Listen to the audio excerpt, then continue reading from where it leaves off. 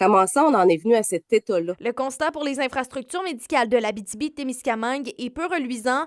La ville la plus impactée par les conditions de ces bâtiments est Amos, puisque le CLSC, une majeure partie de l'hôpital et le centre de réadaptation sont, selon la classification, en mauvais ou très mauvais état. On voit à travers les fenêtres que l'eau s'infiltre littéralement à l'intérieur, là. Lorsqu'il mouille, ça mouille à l'intérieur.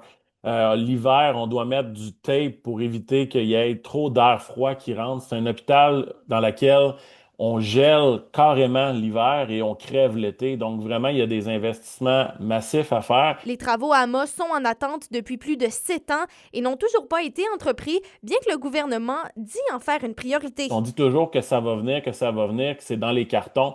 Mais concrètement, je pense qu'il y aurait été temps qu'on fasse une annonce, notamment lorsqu'on a eu le premier ministre lui-même qui était ministre régional. C'était un momentum parfait pour faire une annonce et ça n'a pas été le cas. On n'est pas surpris. Ça fait quand même longtemps qu'on dénonce qu'il n'y a pas beaucoup d'investissement dans nos infrastructures en région.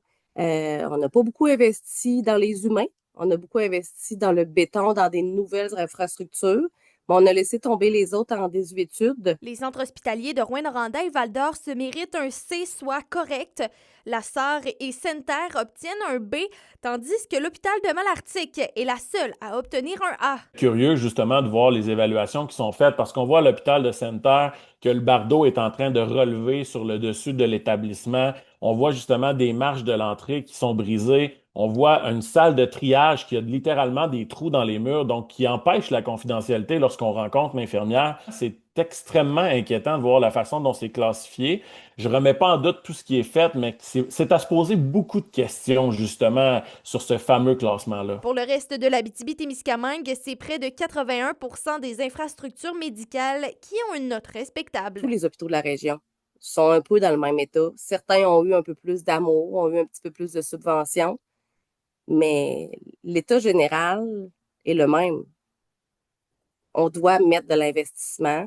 Le STAT n'a pas voulu se prononcer devant la caméra, mais précise tout de même que des projets pour les bâtiments côté D et E ont été déposés, dont l'urgence, les soins intensifs, le remplacement des fenêtres et le bloc opératoire à l'hôpital d'Amos. Roxane Caillouette, RNC Nouvelles, Rouyn-Noranda.